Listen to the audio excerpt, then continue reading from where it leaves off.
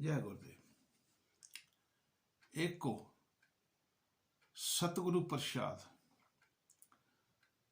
आद गुर नमे जुगाद गुर नमे सतगुरु नमे श्री गुरुदेव नमे। प्यारी साध संगत जी, अज असीं आप जी की सेवा विच एक श्री गुरु रविदास जी महाराज जी का शब्द लैके आए हाँ ते उस ते असीं विचार करांगे।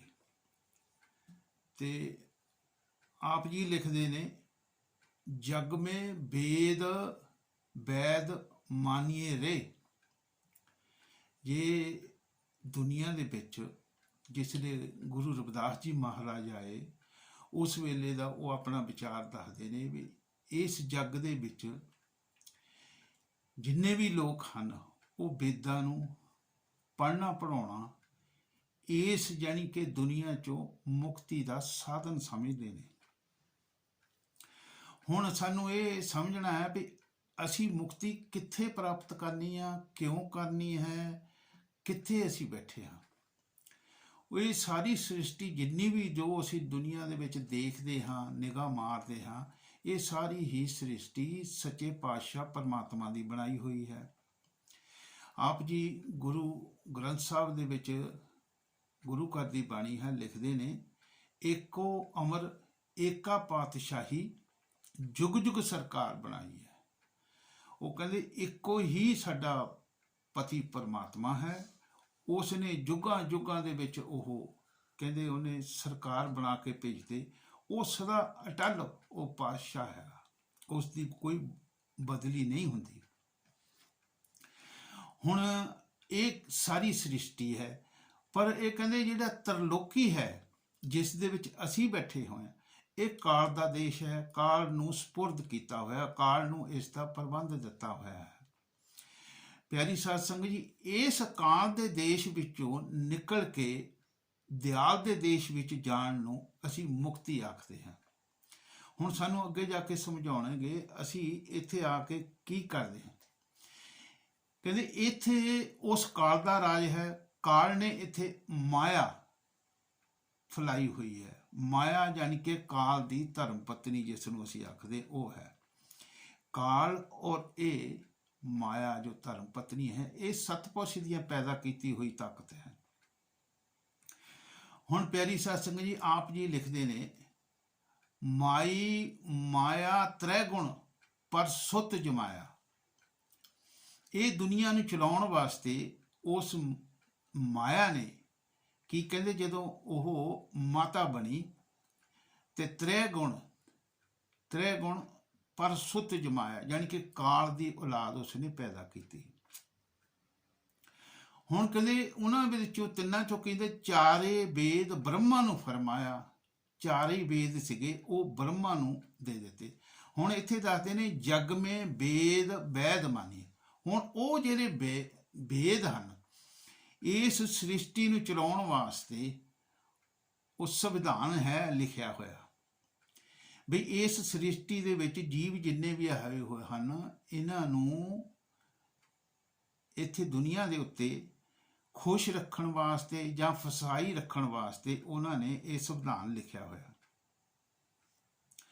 हुण सानूं इत्थे समझ आउंदी आ कि असी इस दुनिया च आए ते आके इत्थे कहंदे वेदां दे आधार ते काम कीता। सारी सृष्टि दी जिहड़ी काल की रचना इहदे विच वेद काम करदे ने। हुण कहंदे इत्थे सानूं दस्सिया है, दरिया जी एक महात्मा होए ने, वो सानूं लिखदे ने, अवध ये मुर्दों का गांव। इस दे विच कहंदे मुर्दियां दा गांव है। धोखे सब जग मारिया, कहंदे इन्हां नूं धोखे च रख के मारिया जाता है। हुण दसदे ने भी वो कदे धोखे च मारिया जाता है, पर कहंदे वो धोखा है जिहड़ा वो काल दा और माई दा जिहड़ा बनाया होया धोखा है, कहंदे उहनूं किसी ने नहीं मारिया। हुण कहंदे की होया, वेद कतेब देखा दिल दरियाओ। वेद कतेब देखा दिल दरियाओ, उत्पत पर लो डर। ਇਹ ਸਾਰੀ ਹੀ ਕਹਿੰਦੇ ਵੇਦਾਂ ਦੇ ਵਿੱਚ ਲਿਖਤ ਲਿਖੀ ਹੋਈ ਆ। ਜਿਹੜਾ ਵੀ ਬੰਦਾ ਮਰੂਗਾ ਔਰ ਜੀਊਗਾ, ਉਹਦੀ ਜਿਹੜੀ ਸੰਵਿਧਾਨ ਹੈ ਉਹਦੇ ਵਿੱਚ ਲਿਖਿਆ ਹੈ, ਉਹ ਕਹਿੰਦੇ ਪਰਲੋ ਹੈ। ਪਰਲੋ ਦੇ ਵਿੱਚ ਇਹਨੂੰ ਕਹਿੰਦੇ ਮਾਰਿਆ ਜਾਂਦਾ। ਪਰਲੋ ਤੋਂ ਬਾਅਦ ਫਿਰ ਉਤਪਤ ਹੁੰਦੀ ਆ। ਜੇ ਇਨਸਾਨ ਦੇ ਸਰੀਰ ਨੂੰ ਤਿਆਗ ਕਰਨਾ ਹੀ ਕਹਿੰਦੇ ਉਹ ਪਰਲੋ ਆ ਜਾਂਦੀ ਹੈ। ਇਹ ਪੰਜੇ ਭੂਤ ਕਹਿੰਦੇ ਜੁਦਾ ਜੁਦਾ ਆਪਣੇ ਆਪਣੇ ਘਰ ਚਲੇ ਜਾਂਦੇ ਨੇ, ਲੇਕਿਨ ਦੁਬਾਰਾ ਫਿਰ ਉਤਪਤੀ ਇੱਥੋਂ ਹੀ ਪੈਦਾ ਹੁੰਦੀ ਹੈ। ਹੁਣ ਸਾਨੂੰ ਇੱਥੇ ਦੱਸਦੇ ਨੇ ਕਿ ਜਿਹੜਾ ਇਹ ਅਸੀਂ ਸੋਚਦੇ ਹਾਂ ਜਗ ਮੇ ਵੇਦ ਵੈਦ ਮਾਨੀਏ ਰੇ, ਵੀ ਜਾਣੀ ਕਿ ਵੇਦ ਹੀ ਮੁਕਤੀ ਦੀ ਇੱਥੋਂ ਦਵਾਈ, ਜਿਹੜਾ ਮਰਨ ਦਾ ਦੁੱਖ ਲੱਗਾ ਹੈ ਉਹ ਕਹਿੰਦੇ ਦਵਾਈ ਹੈ ਵੇਦ। ਹੁਣ ਕਹਿੰਦੇ ਵੇਦ ਜਿਹੜੀ ਦਵਾਈ ਹੈ ਉਹ ਕਹਿੰਦੇ ਗੁਰੂ ਸਾਹਿਬਾਨ ਸਾਨੂੰ ਗੁਰੂ ਰਵਿਦਾਸ ਜੀ ਅੱਗੇ ਜਾ ਕੇ ਦੱਸਣਗੇ। ਕਹਿੰਦੇ ਨਹੀਂ, ਇਹ ਕਹਿੰਦੇ ਇਹ ਚੀਜ਼ ਨਹੀਂ ਹੈਗੀ, ਕਹਿੰਦੇ ਇੱਥੇ ਮੰਨਦੇ ਨੇ, ਪਰ ਕਹਿੰਦੇ ਪਾਰ ਬ੍ਰਹਮ ਕੋਈ ਕਹਿੰਦੇ ਹੋਰ ਚੀਜ਼ ਹੈ। ਹੁਣ ਪਹਿਲੀ ਪਾਤਸ਼ਾਹੀ ਗੁਰੂ ਨਾਨਕ ਦੇਵ ਜੀ ਦਾ ਜਾਣੀ ਪਤਾ ਨਹੀਂ ਗੁਰੂ ਘਰ ਦੀ ਬਾਣੀ ਆ, ਨਾਨਕ ਸੋਧੇ ਸਿਮਰਤ ਵੇਦ, ਜਿੰਨੀਆਂ ਵੀ ਸਿਮਰਤੀਆਂ ਵੇਦ ਸ਼ਾਸਤਰ ਉਹ ਕਹਿੰਦੇ ਸਾਰੇ ਹੀ ਮੈਂ ਪੜ੍ਹ ਕੇ ਕੀ ਦੇਖਿਆ, ਉਹਦੇ ਚ ਮੈਨੂੰ ਮਿਲਿਆ ਪਾਰ ਬ੍ਰਹਮ ਨਾਹੀ ਤਹ ਭੇਦ। ਉੱਥੇ ਕਹਿੰਦੇ ਪਾਰ ਬ੍ਰਹਮ ਦਾ ਭੇਦ ਨਹੀਂ ਇਹਨਾਂ ਦੇ ਵਿੱਚ, ਕਿਉਂਕਿ ਜਿੱਥੋਂ ਅਸੀਂ ਇਹ ਆਤਮਾ ਆਈ ਹੈ, ਸੱਚਖੰਡ ਚੋਂ ਜਿੱਥੋਂ ਆਈ ਹੈ, ਉੱਥੇ ਦਾ ਕਹਿੰਦੇ ਇਹ ਬ੍ਰਹਮ ਨੇ ਜਾਣੀ ਕਿ ਵੇਦਾਂ ਦੇ ਵਿੱਚ ਉਹਦੇ ਬਾਰੇ ਕੋਈ ਚੀਜ਼ ਨਹੀਂ ਲਿਖੀ ਹੋਈ ਵੀ ਕੋਈ ਹੋਰ ਵੀ ਦੁਨੀਆ ਹੈ, ਕਿਉਂਕਿ ਉਹ ਸੰਵਿਧਾਨ ਸਿਰਫ ਤੇ ਸਿਰਫ ਇੱਥੇ ਕਾਲ ਨੇ ਇਹ ਤ੍ਰਿਲੋਕੀ ਤੱਕ ਬਸਾਉਣ ਦੀ ਦੁਨੀਆ ਜਿਹੜੀ ਹੈ ਉਹਨੂੰ ਫਸਾ ਕੇ ਰੱਖਣ ਦਾ ਇਹ ਗਿਆਨ ਉਹਦੇ 'ਚ ਲਿਖਿਆ ਹੈ। ਹੁਣ ਸਾਨੂੰ ਇਹ ਦੱਸਦੇ ਨੇ ਕਿ ਅਸੀਂ ਦੁਨੀਆ ਦੇ ਜੀਵ ਕੀ ਕਰਦੇ ਹਾਂ। ਅਸੀਂ ਅਗਰ ਜਾਣਾ ਹੋਵੇ ਵਿਦੇਸ਼ 'ਚ ਤਾਂ ਸਾਨੂੰ ਵਿਦੇਸ਼ ਦਾ ਏਜੰਟ ਚਾਹੀਦਾ। ਜੇ ਅਸੀਂ ਲੋਕਲ ਅਗਰ ਕਿਸੇ ਸਫ਼ਰ ਜਹਾਜ਼ 'ਚ ਚੜ੍ਹਨਾ ਹੈ, ਲੋਕਲ ਯਾਨੀ ਕਿ ਇੰਗਲੈਂਡ ਦੇ ਵਿੱਚ, ਤਾਂ ਸਾਨੂੰ ਲੋਕਲ ਜਿਹਨੂੰ ਡੋਮੈਸਟਿਕ ਆਪਾਂ ਕਹਿੰਦੇ ਉਹਦੇ ਏਜੰਟ ਕੋਲ ਜਾਣਾ ਪੈਂਦਾ। ਜੇ ਡੋਮੈਸਟਿਕ ਏਜੰਟ ਕੋਲ ਚਲੇ ਜਾਈਏ ਤਾਂ ਇੰਟਰਨੈਸ਼ਨਲ ਦਾ ਕੋਈ ਉਹਨਾਂ ਕੋਲ ਟਿਕਟ ਮੰਗੀਏ ਨਹੀਂ ਦਿੰਦੇ। ਇੱਥੇ ਵੀ ਇਹ ਕਹਿੰਦੇ ਜਗ ਮੇ ਵੇਦ ਵੈਦ ਮਾਨੀਏ ਜੀ। ਹੁਣ ਅੱਗੇ ਕਹਿੰਦੇ ਜੇ ਕਿਸੇ ਨੂੰ ਦੁੱਖ ਹੋਇਆ ਮਰਨ ਦਾ ਜੰਮਣ ਦਾ, ਉਹਦੇ 'ਚ ਸਾਨੂੰ ਕੀ ਦੱਸਦੇ ਨੇ ਕੀ ਦੁੱਖ ਹੋਇਆ। ਜਦੋਂ ਕਹਿੰਦੇ ਉਹ ਦੁੱਖ ਹੋਇਆ ਤਾਂ ਕਹਿੰਦੇ ਉਹਨਾਂ ਨੇ ਇਲਾਜ ਲੱਭਣਾ ਸ਼ੁਰੂ ਕੀਤਾ। ਇੱਥੇ ਕਹਿੰਦੇ ਵੇਦ ਬੁਲਾਇਆ ਵੈਦ ਕੀ, ਜਿਹੜਾ ਵੈਦ ਹੈ ਵੈਦ ਬੁਲਾਇਆ ਵੈਦ ਕੀ, ਪਕੜ ਟਟੂੰਦੇ ਬਾਂਹ, ਭੋਲਾ ਵੈਦ ਨਾ ਜਾਣੀਏ, ਕਹਿੰਦੇ ਕਰਕ ਕਲੇਜੇ ਮਾਂ। ਉਹ ਕਹਿੰਦੇ ਵੀ ਜਿਹੜਾ ਵੈਦ ਉਹ ਮੰਗਾਇਆ ਤੇ ਉਹ ਬਾਂਹ ਫੜ ਕੇ ਉਹ ਦੇਖਦਾ, ਨਬਜ਼ ਦੇਖਦਾ ਤੇ ਉਹ ਢੂੰਡਦਾ ਹੈ ਵੀ ਦੁੱਖ ਕਿੱਥੇ ਆ, ਪਰ ਉਹਨੂੰ ਇਹ ਨਹੀਂ ਪਤਾ ਕਿ ਜਿਹੜੀ ਇਹਨੂੰ ਦੁੱਖ ਹੈ ਉਹ ਕਹਿੰਦੇ ਇਹਦੇ ਕਲੇਜੇ ਦੇ ਵਿੱਚ ਦਰਜ ਹੈ। ਜਿਸ ਜੀਵ ਨੂੰ ਪਰਮਾਤਮਾ ਨੂੰ ਮਿਲਣ ਦਾ ਦਰਦ ਪੈਦਾ ਹੋ ਜਾਵੇ, ਉਸ ਨੂੰ ਇਸ ਦੁਨੀਆ ਤੇ ਕੋਈ ਚੀਜ਼ ਚੰਗੀ ਨਹੀਂ ਲੱਗਦੀ। ਇਹ ਸਪਸ਼ਟ ਕਿਹਾ ਜਾਂਦਾ ਹੈ। ਹੁਣ ਸਾਨੂੰ ਸਮਝਾਇਆ ਸੀ, ਕੀ ਸਮਝਾਇਆ ਸੀ ਆਪ ਜੀ ਨੇ, ਵੀ ਇਹ ਦੁਨੀਆ ਸੱਚੇ ਪਾਤਸ਼ਾਹ ਦੀ ਬਣਾਈ ਹੋਈ ਹੈ। ਇਹ ਜਿਹੜੀ ਮਾਇਆ ਦਾ ਦੇਸ਼ ਹੈ ਜਿੱਥੇ ਅਸੀਂ ਰਹਿ ਰਹੇ ਹਾਂ, ਇਹ ਕਾਲ ਨੇ ਜਾਣੀ ਕਿ ਬਣਾਇਆ ਹੈ ਮਾਤਾ ਦੇ ਨੇ ਨਾਲ ਰਲ ਕੇ। ਹੁਣ ਇਹਦੇ ਵਿੱਚ ਤਿੰਨ ਜਿਹੜੇ ਕਿ ਬ੍ਰਹਮਾ ਵਿਸ਼ਨੂੰ ਮਹੇਸ਼ ਆ, ਉਹਨਾਂ ਵਿੱਚੋਂ ਬ੍ਰਹਮਾ ਨੂੰ ਕਹਿੰਦੇ ਇਹ ਵੇਦਾਂ ਦਾ ਉਹ ਗਿਆਤਾ ਕੀਤਾ ਹੋਇਆ ਹੈ।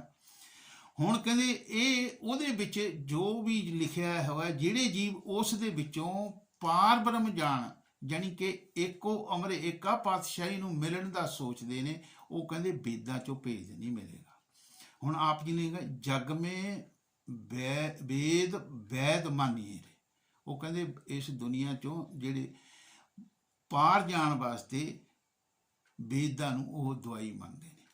ਹੁਣ ਅਗਲੀ ਕੜੀ 'ਚ ਸਾਨੂੰ ਕੀ ਸਮਝਾਉਂਦੇ ਨੇ ਗੁਰੂ ਸਾਹਿਬਾਨ, ਦੇਖੋ ਇਨਮੇ ਅਵਰ ਕਹਿੰਦੇ ਜਿਹੜੇ ਵੇਦ ਹੈ ਇਹਨਾਂ ਦੇ ਵਿੱਚ ਕੋਈ ਉਹੀ ਚੀਜ਼ ਲਿਖੀ ਹੋਈ ਆ, ਕੋਈ ਹੋਰ ਚੀਜ਼ ਲਿਖੀ ਹੋਈ ਆ। ਜਿੱਥੇ ਦੇ ਜਿਹੜੇ ਜਾਣਾ ਚਾਹੁੰਦੇ ਨੇ ਕੋਈ ਜੀਵ, ਉਹ ਪਾਰ ਬ੍ਰਹਮ ਨੂੰ ਮਿਲਣਾ ਚਾਹੁੰਦੇ ਨੇ, ਉਹ ਕਹਿੰਦੇ ਉਹ ਹੋਰ ਜਗ੍ਹਾ ਹੈ।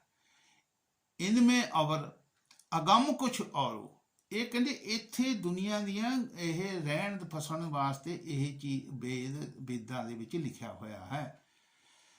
ਤਾਂ ਅੱਗੇ ਕੀ ਦੱਸਦੇ ਨੇ, ਅਗੰਮ ਕੁਛਕ ਔਰੋਂ, ਜਿਹੜਾ ਪਾਰ ਬ੍ਰਹਮ ਅਗੰਮ ਦੇਸ਼ ਹੈ ਉਹ ਕਹਿੰਦੇ ਕੋਈ ਹੋਰ ਚੀਜ਼ ਹੈ, ਤਾਕਤ ਹੈ। ਕਹਿੰਦੇ ਕਹੋ ਕਵਨ ਪੜ੍ਹ ਕੀਜੇ, ਕਹਿੰਦੇ ਇਹ ਵੇਦਾਂ ਨੂੰ ਪੜ੍ਹ ਕੇ ਤੁਸੀਂ ਕਹਿੰਦੇ ਕੀ ਲੱਭ ਲਓਗੇ, ਕੀ ਤੁਹਾਨੂੰ ਮਿਲੂਗਾ। ਕਵਨ ਪੜ੍ਹ ਕੀ ਕਿਆ ਕੀਜੇ, ਕਹਿੰਦੇ ਇਹਨੂੰ ਪੜ੍ਹ ਕੇ ਕੀ, ਦੁਬਾਰਾ ਪੜ੍ਹਦੇ, ਇਨਮੇ ਅਵਰ ਅਗੰਮ ਕੁਛ ਔਰੋਂ ਕਹੋ ਕਵਨ ਪੜ੍ਹ ਕਿਆ ਕੀਜੇ, ਕਹਿੰਦੇ ਪੜ੍ਹ ਕੇ ਤੁਸੀਂ ਇਹਦੇ ਚੋਂ ਕੀ ਲੱਭ ਲਓਗੇ ਭਾਈ, ਜੇ ਤੁਸੀਂ ਆਪਣੇ ਦੇਸ਼ ਵਾਪਸ ਅਗੰਮ ਦੇਸ਼ 'ਚ ਜਾਣਾ ਚਾਹੁੰਦੇ ਆ। ਕਹਿੰਦੇ ਇਹਨਾਂ 'ਚ ਨਹੀਂ, ਉਸ ਦਾ ਭੇਤ ਨਹੀਂ ਲਿਖਿਆ। ਹੁਣ ਅੱਗੇ ਸਾਨੂੰ ਦੱਸਦੇ ਨੇ ਗੁਰੂ ਘਰ ਦੀ ਬਾਣੀ ਆ, ਕਹੇ ਪ੍ਰਭੂ ਅਵਰ, ਜਿਸ ਲਈ ਅਸੀਂ ਸੰਤਾਂ ਮਹਾਤਮਾ ਕੋਲ ਜਾਂਦੇ ਆ ਉਹ ਵੀ ਸਾਨੂੰ ਕੁਝ ਸਮਝਾਉਂਦੇ ਨੇ, ਗ੍ਰੰਥਾਂ ਪੋਥੀਆਂ ਦੇ ਵਿੱਚ ਜਿਹੜੇ ਸਮਝਾਉਂਦੇ ਨੇ ਉਹ ਵੀ ਸਮਝਾਉਂਦੇ, ਉਹ ਸਾਨੂੰ ਜੋ ਕੁਝ ਸਮਝਾਉਂਦੇ ਆ ਅਸੀਂ ਉਹ ਤੋਂ ਉਲਟ ਕਰਦੇ ਆ ਕੰਮ। ਕਹਿੰਦੇ ਕਹੇ ਪ੍ਰਭੂ ਅਵਰ, ਕਹਿੰਦੇ ਉਹ ਕੁਛ ਸਾਨੂੰ ਹੋਰ ਚੀਜ਼ ਕਹਿੰਦੇ ਅਵਰ ਕੁਛ ਕੀਜੇ, ਅਸੀਂ ਕਹਿੰਦੇ ਹੋਰ ਕੁਛ ਕਰਦੇ ਆ। ਜਿਹੜੀ ਚੀਜ਼ ਸੰਤਾਂ ਮਹਾਤਮਾ ਦੀ ਜਾਂ ਗ੍ਰੰਥਾਂ ਦੇ ਵਿੱਚ ਪੋਥੀਆਂ 'ਚ ਲਿਖੀ ਅਸੀਂ ਉਸ 'ਤੇ ਅਮਲ ਨਹੀਂ ਕਰਦੇ, ਆਪਣੀ ਮਨ ਬੁੱਧੀ ਨਾਲ ਅਸੀਂ ਕਰਦੇ। ਕਿਉਂ ਕਹਿੰਦੇ ਫੇਰ ਕੀ ਹੁੰਦਾ, ਸਭ ਬਾਦ ਸ਼ਿੰਗਾਰ ਫੋਟਕ ਫਟਕਈਆ, ਕਹਿੰਦੇ ਇਹਦੇ ਨਾਲ ਤੁਹਾਨੂੰ ਦੂਸਰਿਆਂ ਨਾਲ ਬਹਿਸ ਮੁਸਾਫਾ ਕਰਨ ਦਾ ਤੇ ਆਪਣੀ ਕਹਿੰਦੇ ਸ਼ਾਨ ਬਣਾਉਣ ਦੀ ਤੁਹਾਨੂੰ ਆਦਤ ਪੈ ਜਾਂਦੀ। ਕਹਿੰਦੇ ਇਹ ਜਿਹੜੀ ਸ਼ਾਨ ਬਣਾਉਣੀ, ਫੋਟਕ ਸ਼ਾਨ ਬਣਾਉਣੀ ਆ, ਦੂਜਿਆਂ ਨਾਲ ਬਹਿਸ ਕਰਨੀ, ਇਹ ਕਹਿੰਦੇ ਫੋਟਕ ਫਟਕਈ ਆ, ਇਹਦੇ ਵਿੱਚੋਂ ਫੋਟਕ ਜਾਣੀ ਕਿ ਜਿਹਦੇ ਵਿੱਚ ਉਹ ਗੁੱਦਾ ਨਹੀਂ ਹੈ ਉਹਨੂੰ ਆਖਦੇ। ਹੁਣ ਅਗਲੀ ਕੜੀ 'ਚ ਅੱਗੇ ਸਾਨੂੰ ਸਮਝਾਉਣਗੇ ਗੁਰੂ ਸਾਹਿਬਾਨ ਕੀ ਲਿਖਦੇ ਨੇ। ਹੁਣ ਇੱਕ ਹੋਰ ਜਾਣੀ ਕਿ ਗੁਰੂ ਘਰ ਦੀ ਬਾਣੀ ਦੇ ਸਤਿਗੁਰੂ ਪੁਰਖ ਅਗੰਮ ਹੈ, ਜਿਹੜਾ ਸਤਿਗੁਰੂ ਹੈ ਉਹ ਪੁਰਖ ਹੈ, ਇਨਸਾਨੀ ਜਾਮੇ 'ਚ ਥੱਲੇ ਆ ਕੇ ਬੈਠਾ ਹੈ, ਉਹ ਅਗੰਮ ਹੈ। ਉਹ ਕਹਿੰਦੇ ਦੇਖਣ ਨੂੰ ਉਹ ਤੁਹਾਨੂੰ ਇਨਸਾਨ ਲੱਗੂਗਾ, ਪੁਰਖ ਲੱਗੂ, ਇਨਸਾਨ ਲੱਗੂ, ਪਰ ਜਿਸ ਅੰਤਰ ਹਰ ਔਰ ਤਾਰਿਆ, ਉਸ ਦੇ ਅੰਦਰ ਉਹ ਗਿਆਨ ਹੈ, ਪਰਮਾਤਮਾ ਨੂੰ ਮਿਲਣ ਦਾ ਗਿਆਨ ਹੈ ਔਰ ਪਰਮਾਤਮਾ ਨੂੰ ਮਿਲਾਉਣ ਦਾ ਉਹਦੇ ਕੁਛ ਉਹ ਗਿਆਨ ਹੈ ਤੇ ਉਹ ਸਾਨੂੰ ਦੇ ਕੇ ਵਾਪਸ ਲਿਜਾ ਸਕਦਾ। ਇੱਥੇ ਕੀ ਲਿਖਾ, ਇਨਮੇ ਅਵਰ ਅਗੰਮ ਕੁਛ ਔਰੋ ਕਹੋ ਕਵਨ ਪੜ੍ਹ ਕਿਆ ਕੀਜੇ, ਇਹ ਕਹਿੰਦੇ ਪੜ੍ਹ ਦਿਨ ਰਾਤ ਪੜ੍ਹਨ ਤੇ ਜ਼ੋਰ ਦਿੱਤਾ ਆ। ਇਹ ਕਹਿੰਦੇ ਕੀ ਇਹਦਾ ਫਾਇਦਾ ਕਰੂਗਾ, ਜਿਹੜਾ ਇਹਨਾਂ ਦੇ ਵਿੱਚੋਂ ਪੜ੍ਹਦਾ, ਅਸੀਂ ਵੇਦਾਂ ਨੂੰ ਪੜ੍ਹਦੇ, ਸ਼ਾਸਤਰਾਂ ਨੂੰ ਪੜ੍ਹਦੇ ਆ ਜਾਂ ਹੋਰ ਧਾਰਮਿਕ ਪੁਸਤਕਾਂ ਪੜ੍ਹਦੇ, ਉਹ ਪੜ੍ਹ ਕੇ ਤੁਹਾਨੂੰ ਕਹਿੰਦੇ ਉਹਦੇ ਚੋਂ ਕੀ ਲੱਭੂਗਾ। ਕਹਿੰਦੇ ਜਦੋਂ ਕਿ ਇਹਦੇ ਵਿੱਚ ਉਹਦਾ ਭੇਤ ਹੀ ਨਹੀਂ ਹੈ। ਭੇਤ ਕਿਹਦੇ ਕੋਲ ਹੈ, ਆਪ ਜੀ ਲਿਖੇ ਸਤਿਗੁਰੂ ਪੁਰਖ ਅਗੰਮ ਹੈ, ਉਹਦੇ ਕੋਲ ਭੇਤ ਹੈ, ਉਹ ਸਾਨੂੰ ਦੱਸਦਾ। ਫਿਰ ਕੀ ਕਹੇ ਪ੍ਰਭੂ ਅਵਰ ਕੁਛ ਕੀਜੇ, ਉਹ ਸਾਨੂੰ ਕੁਛ ਹੋਰ ਦੱਸਦੇ ਵੇਦ, ਜਾਣੀ ਕਿ ਸ਼ੁੱਧ ਗ੍ਰੰਥ ਕੁਛ ਹੋਰ ਦੱਸਦੇ ਨੇ, ਅਸੀਂ ਉਹ ਆਪਣੀ ਮਨ ਬੁੱਧੀ ਨਾਲ ਕੁਛ ਹੋਰ ਹੀ ਕਰਨ ਲੱਗੇ ਹੋਏ।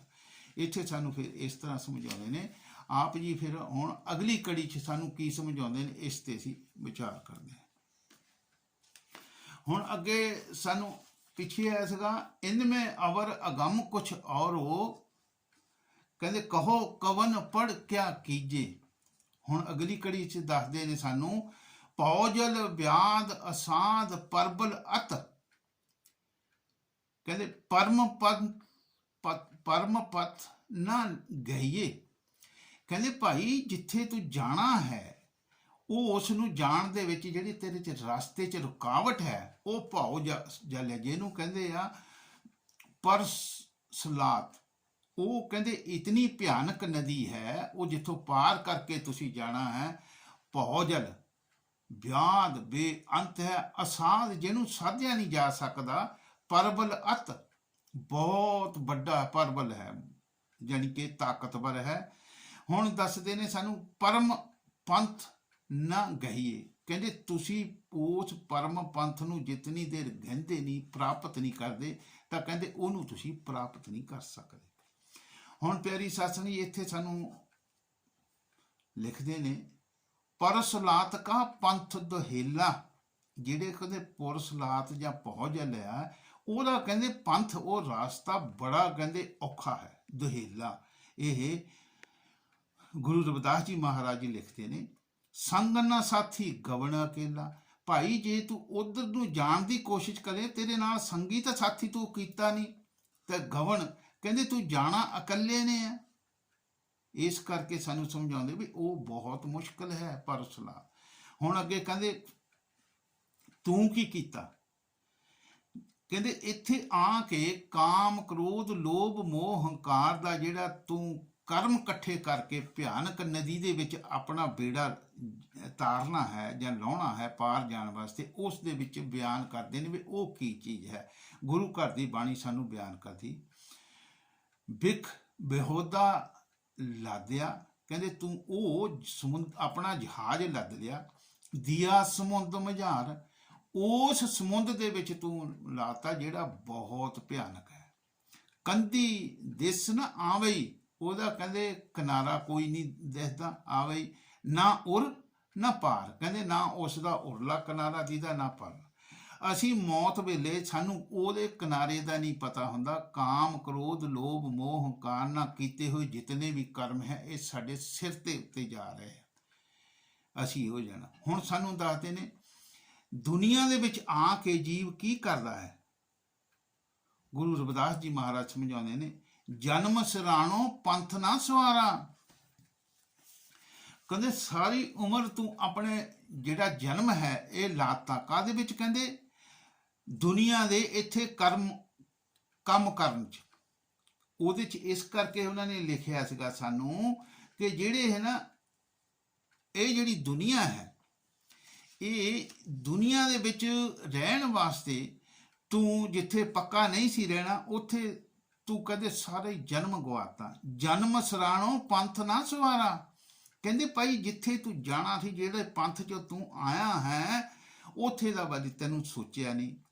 ਕਹਿੰਦੇ ਸਾਂਝ ਪਰੀ ਦਹਿ ਦਿਸ ਅੰਧਿਆਰਾ, ਜਿਹੜੇ ਕਹਿੰਦੇ ਬੁਢੇਪਾ ਆ ਗਿਆ, ਸਾਂਝ ਪੈ ਗਈ, ਤਕਾਲਾਂ ਪੈ ਗਈਆਂ, ਤਾਂ ਕਹਿੰਦੇ ਤੈਨੂੰ ਚਾਰ ਚਫੇਰੇ ਕਹਿੰਦੇ ਉਹ ਅੰਧੇਰਾ ਹੀ ਦਿਖਾਈ ਦੇਗਾ।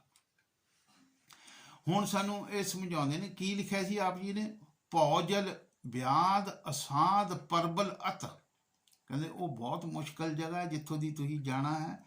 ਪਰਮ ਪੰਥ ਨਾ ਗਹੀਏ, ਹੁਣ ਇੱਥੇ ਸਾਨੂੰ ਦੱਸਦੇ ਵੀ ਅਸੀਂ ਦੁਨੀਆ ਦੇ ਜੀਵ ਕੀ ਕਰਦੇ ਹਾਂ। ਇਹ ਜਿਹੜਾ ਭੌਜਲ ਵਿਆਦ ਅਸਾਧ ਜਿੱਦਾਂ ਵੀ ਹੈਗਾ, ਇਹਨੂੰ ਅਸੀਂ ਕੀ ਕਹਿੰਦੇ, ਕੀ ਆ ਵੀ ਗੁਰੂ ਘਰ ਦੀ ਬਾਣੀ ਕਹਿੰਦੇ ਭੜ ਭੜ ਅਗਨ ਸਾਗਰ ਤੇ ਲਹਿਰੀ, ਉੱਥੇ ਕਹਿੰਦੇ ਇਤਨੀ ਅੱਗ, ਕਹਿੰਦੇ ਉਹਦੀਆਂ ਭਾਂਬੜ ਮੱਚਦੇ ਨੇ ਅਗਨ ਦੀ, ਸਾਗਰ ਆ ਸਮੁੰਦਰ ਆ, ਉਹ ਲਹਿਰਾਂ ਉੱਥੇ ਉੱਠਦੀਆਂ ਨੇ ਅਗਨ ਦੀਆਂ। ਤੁਸੀਂ ਕਹਿੰਦੇ ਜੀਵ ਕੀ ਕਰਦੇ ਹੈ, ਇਹ ਵੇਦਾਂ ਸ਼ਾਸਤਰਾਂ ਨੂੰ ਪੜ੍ਹ ਕੇ ਕਹਿੰਦੇ ਉਸ ਨੂੰ ਪਾਰ ਕਰਨਾ ਚਾਹੁੰਦੇ ਹੋ। ਅੱਗੇ ਕਹਿੰਦੇ ਪੜ੍ਹ ਦੰਝੇ ਮਨ ਮੁਖਤਾਈ ਹੈ, ਜੇ ਕਹਿੰਦੇ ਤੁਸੀਂ ਉਹਨੂੰ ਪੜ੍ਹ ਕੇ ਸੋਚਦੇ ਆ ਕਿ ਉਸ ਨੂੰ ਬੁਝਾ ਦਵੋਗੇ ਜਾਂ ਉਸ ਤੋਂ ਪਾਰ ਲੰਘ ਜਾਓਗੇ, ਦੰਝੇ ਦਾ ਮਤਲਬ ਬੁਝਾਉਣਾ, ਕਹਿੰਦੇ ਤੁਸੀਂ ਉਸ ਨੂੰ ਸੋਚੋਗੇ ਵੀ ਉਸ ਨੂੰ ਪਾਰ ਕਰਨਾ, ਇਹ ਤਾਂ ਮਨ ਮੁਖਤਾਈ ਹੈ, ਤੁਹਾਡੀ ਮਤ ਜਾਣੀ ਕਿ ਜਿਹੜੀ ਆ ਮਨ ਮਤ ਦੇ ਮਗਰ ਲੱਗੇ, ਇਸ ਕਰਕੇ ਤੁਸੀਂ ਕਹਿੰਦੇ ਉਸ ਨੂੰ ਪਾਰ ਕੇ। ਕਹਿੰਦੇ ਭੜੇ ਅਗਨ ਸਾਗਰ ਦੇ ਲਹਿਰੀ, ਪੜ ਦੰਝੇ ਮਨਮੁਖਤਾਈ ਹੈ, ਕਹਿੰਦੇ ਮਨਮੁਖਤਾ ਦੇ ਨਾਲ ਤੁਸੀਂ ਕਹਿੰਦੇ ਪੜ੍ਹ ਕੇ ਸੋਚਦੇ ਉਸ ਨੂੰ ਪਾਰ ਕਰ ਲਓਗੇ, ਕਹਿੰਦੇ ਕਦੀ ਵੀ ਨਹੀਂ ਪਾਰ ਕਰ ਸਕਦੇ। ਹੁਣ ਆਪ ਜੀ ਦਾ ਸ਼ਬਦ ਕੀ ਸੀ, ਆਪ ਜੀ ਨੇ ਲਿਖਿਆ ਸੀ, ਭੌਜਲ ਵਿਆਦ ਅਸਾਧ ਪਰਬਲ ਅਤ, ਪਰਮ ਪੰਥ ਨਾ ਗਹੀਏ, ਕਹਿੰਦੇ ਉਹ ਪਰਮ ਪੰਥ ਜਿਹੜਾ ਸੱਚਖੰਡ ਨੂੰ ਜਾਣਾ ਹੈ, ਉਧਰ ਨੂੰ ਤੁਸੀਂ ਜਾ ਨਹੀਂ ਸਕਦੇ। ਹੁਣ ਅਗਲੀ ਕੜੀ 'ਚ ਸਾਨੂੰ ਗੁਰੂ ਰਵਿਦਾਸ ਜੀ ਮਹਾਰਾਜ ਕੀ ਸਮਝਾਉਂਦੇ ਨੇ, ਅਸੀਂ ਵਿਚਾਰ ਕਰਦੇ ਹਾਂ। ਇੱਥੇ ਲਿਖਦੇ ਨੇ ਆਪ, ਪੜ੍ਹੇ ਸੁਣੇ ਕੁਛ ਸਮਝ ਨਾ ਪੜੀ, ਸਾਰੀ ਉਮਰ ਕਹਿੰਦੇ ਤੁਸੀਂ ਲਾ ਦਿਓ ਪੜ੍ਹ ਕੇ ਆਪਣਿਆਂ ਨੂੰ, ਤੁਹਾਨੂੰ ਕਹਿੰਦੇ ਸਮਝ ਨਹੀਂ ਪੜੀ। ਗੁਰੂ ਸਾਹਿਬਾਨ ਕਹਿੰਦੇ ਮੈਂ ਪੜ੍ਹ ਕੇ ਦੇਖਿਆ, ਮੈਨੂੰ ਨਹੀਂ ਸਮਝ ਆਈ। ਪੜ੍ਹੇ ਸੁਣੇ ਕੁਛ ਸਮਝ ਨਾ ਪੜੀ, ਅਨਭਉ ਪਦ ਨਾ ਲਈਏ, ਕਹਿੰਦੇ ਅਨਭਉ ਪਦ, ਕਹਿੰਦੇ 10ਵਾਂ ਦੁਆਰ ਜਿਹੜਾ ਤੀਸਰਾ ਤਹਿਲਿਆ, ਉੱਥੇ ਦਾ ਅਨੁਭਵ ਤੁਹਾਨੂੰ ਕਦੀ ਵੀ ਖੁੱਲੂ ਨਾ। ਤੁਸੀਂ ਤਾਂ ਕਹਿੰਦੇ ਪੜ੍ਹਦੇ ਤਾਂ ਸੁਣਦੇ, ਪੜ੍ਹਦੇ ਮੂੰਹ ਨਾਲ, ਸੁਣਦੇ ਕਹਿੰਦੇ ਕੰਨਾਂ ਨਾਲ ਪੜ੍ਹਦੇ ਤੇ ਅੱਖਾਂ ਨਾਲ ਤੁਸੀਂ ਇਹ ਇੰਦਰੀਆਂ ਦੇ ਨਾਲ ਕਹਿੰਦੇ ਤੁਹਾਨੂੰ ਕੁਝ ਸਮਝ ਨਹੀਂ ਪਊਗੀ। ਕਦੋਂ? ਕਹਿੰਦੇ ਜਿਹੜਾ 10ਵਾਂ ਦੁਆਰ ਹੈ, ਸਾਨੂੰ ਸਮਝਾਉਂਦੇ ਜਿਹੜਾ 10ਵਾਂ ਦੁਆਰ ਹੈ, ਜਿਤਨੀ ਦੇਰ ਤੁਸੀਂ ਗੁਰੂ ਤੋਂ ਉਪਦੇਸ਼ ਲਾ ਕੇ ਉੱਥੇ ਨਹੀਂ ਪਹੁੰਚਦੇ ਉਤਨੀ ਦੇਰ ਤੋਂ ਅਸੀਂ ਕਹਿੰਦੇ ਤੁਹਾਨੂੰ ਉਸ ਰਸਤੇ ਦਾ ਪਦ ਨਾ ਲਈਏ। ਕਹਿੰਦੇ ਉਸ ਰਸਤੇ 'ਚ ਜਾ ਕੇ ਪੂਰਨ ਸੰਤ ਸਤਿਗੁਰੂ ਦੇ ਦੇਸ਼ 'ਚ ਜਾਣਾ। ਹੁਣ ਸਾਨੂੰ ਅਸੀਂ ਬੈਠੇ ਆਪਣੇ ਵਿਦੇਸ਼ 'ਚ ਆ, ਅਸੀਂ ਦੂਸਰੇ ਦੇਸ਼ ਨੂੰ ਜਾਣਾ ਹੈ। ਅਸੀਂ ਉਹ ਦੂਸਰੇ ਦੇਸ਼ ਦੀ ਮੰਨ ਲਓ ਅਸੀਂ ਕੀ ਕਰਦੇ ਹੈਗੇ ਆ, ਜਾਣ ਦੀ ਇਨਫੋਰਮੇਸ਼ਨ ਲੈਂਦੇ ਹਾਂ, ਉਹਦੇ ਬਾਰੇ ਕੀ ਕਰਦੇ, ਪੜ੍ਹਦੇ ਹਾਂ, ਪੜ੍ਹ ਕੇ ਸਾਰਾ ਕੁਛ ਦੇਖਦੇ ਹਾਂ, ਉਹਦੀ ਜਿਹੜੀ ਵੀਜ਼ਾ ਲੈਂਦੇ ਹਾਂ ਅਤੇ ਵੀਜ਼ਾ ਲੈ ਕੇ ਉਹਦੀ ਜਿੰਨੀ ਵੀ ਜ਼ਰੂਰੀਆਤ ਪੇਪਰ ਆ ਉਹ ਤਿਆਰ ਕਰਦੇ ਹਾਂ। ਕਹਿੰਦੇ ਪੜ੍ਹ ਕੇ ਸੁਣ ਕੇ ਤੁਸੀਂ ਸਾਰਾ ਕੁਛ, ਅਗਰ ਤੁਸੀਂ ਇਹ ਸਾਰਾ ਕੁਛ ਕਰਕੇ ਬੈਠੇ ਰਹੋ ਤਾਂ ਤੁਹਾਨੂੰ ਕਹਿੰਦੇ ਤੁਸੀਂ ਜਹਾਜ਼ ਨਹੀਂ ਚੜ੍ਹ ਸਕਦੇ। ਜਹਾਜ਼ ਲੈਣ ਵਾਸਤੇ ਜਿਹੜਾ ਜਹਾਜ਼ ਦਾ ਮਾਲਕ ਹੈ ਉਸ ਤੋਂ ਟਿਕਟ ਲੈਣੀ ਪਊਗੀ ਜਾਂ ਉਸ ਕੰਪਨੀ ਤੋਂ ਲਓ, ਉਹਦੇ ਵਿੱਚ ਮਿਲਾਹ ਹੋਊਗਾ, ਉਹ ਤੁਹਾਨੂੰ ਲੈ ਕੇ ਜਾਊਗਾ। ਕਹਿੰਦੇ ਵਿਦੇਸ਼ ਜਾਣ ਵਾਸਤੇ ਤੁਹਾਨੂੰ ਇਨਫੋਰਮੇਸ਼ਨ ਇਕੱਲੀ ਨਹੀਂ ਹੈ, ਕਹਿੰਦੇ ਇਹ ਪੜ੍ਹਨਾ ਸੁਣਨਾ ਜੋ ਕੁਛ ਵੀ ਹੈ ਇਹ ਕਹਿੰਦੇ ਇੱਕ ਇਨਫੋਰਮੇਸ਼ਨ ਲੈਣੀ ਆ। ਜਦੋਂ ਇਨਫੋਰਮੇਸ਼ਨ ਲੈ ਕੇ ਤੁਸੀਂ ਉਹਦੇ ਮੁਤਾਬਕ ਕੀ ਕੀਤਾ, ਕਿਸੇ ਉਸ ਏਜੰਟ ਕੋਲ ਚਲੇ ਗਏ ਜਿਹੜਾ ਤੁਹਾਨੂੰ ਪਾਰ ਬ੍ਰਹਮ ਇਸ ਦੁਨੀਆ 'ਚੋਂ ਇਸ ਜੱਗ 'ਚੋਂ ਦੂਸਰੇ ਜੱਗ 'ਚ ਲਿਆਂਦਾ, ਤਾਂ ਤੁਹਾਨੂੰ ਫਿਰ ਕਹਿੰਦਾ ਫਾਇਦਾ ਹੋਊਗਾ। ਨਹੀਂ ਤਾਂ ਕਹਿੰਦੇ ਕਿ 4:18:9 ਪੜ੍ਹੇ ਛਟ ਪੜ੍ਹ ਖੋਇਆ ਮੂਲ। ਕਹਿੰਦੇ ਸਾਰੀ ਜ਼ਿੰਦਗੀ ਤੁਸੀਂ ਪੜ੍ਹਾ ਕੇ 4 ਕਹਿੰਦੇ ਵੇਦ 18:9 ਸ਼ਾਸਤਰ 6 ਸ਼ਾਸਤਰ ਅਤੇ ਜਿੰਨੇ ਵੀ ਪੁਰਾਣੇ ਸਾਰੇ ਪੜ੍ਹੇ। ਕਹਿੰਦੇ ਇਹ ਸਾਰੀ ਉਮਰ ਕੁਦੀ ਪੜ੍ਹ ਕੇ ਕਹਿੰਦੇ ਕੀ ਕਿਹਾ, ਪੜ੍ਹ ਆਪਣੀ ਕਹਿੰਦੇ ਜ਼ਿੰਦਗੀ ਖਰਾਬ ਕੀਤੀ, ਆਪਣਾ ਸਮਾਂ ਖਰਾਬ ਕੀਤਾ। ਹੁਣ ਕਹਿੰਦੇ ਕੀ ਕਰਨਾ ਚਾਹੀਦਾ ਸੀ, ਜਿਹੜਾ ਸ਼ਬਦ ਦਾ ਭੇਤੀ ਹੈ, ਜਿਹੜਾ ਤੁਹਾਨੂੰ ਇਸ ਦੁਨੀਆ 'ਚੋਂ ਪਾਰ ਬ੍ਰਹਮ ਲਿਜਾਣ ਬਾਰੇ ਸੋਚ ਹੈਗੀ ਤਾਕਤ ਰੱਖਦਾ, ਉਹਦੀ ਚਰਨ 'ਚ ਜਿੰਨਾ ਚਿਰ ਨਹੀਂ ਜਾਂਦੇ। ਨਹੀਂ ਤਾਂ ਕਹਿੰਦੇ ਜਿਹੜੇ ਪੰਛੀ ਹੈ, ਜਿਹੜਾ ਚੰਡੂਲ ਹੈ, ਉਹ ਕਹਿੰਦੇ ਸਾਰਿਆਂ ਦੀ ਨਕਲ ਲਾ ਲੈਂਦਾ। ਅਕਲ ਤਾਂ ਉਹ ਬੋਲੀ ਜਾਊ ਲੇਕਿਨ ਉਹ ਅਕਲ ਨੂੰ ਇਸਤੇਮਾਲ ਨਹੀਂ ਕਰ ਸਕਦਾ। ਹੁਣ ਇਸੇ ਕਰਕੇ ਸਾਨੂੰ ਸਮਝਾਇਆ ਸੀਗਾ, ਪੜ੍ਹੇ ਸੁਣੇ ਕੁਛ ਸਮਝ ਨਾ ਪਰੀ, ਅਨਪੈ ਪਦ ਨਾ ਲਈਏ। ਹੁਣ ਅੱਗੇ ਸਾਨੂੰ ਕੀ ਸਮਝਾਉਂਦੇ ਨੇ, ਗੁਰੂ ਘਰ ਦੀ ਬਾਣੀ ਇਸੇ ਦੀ ਪ੍ਰੋੜਤਾ ਕਰਦੀ।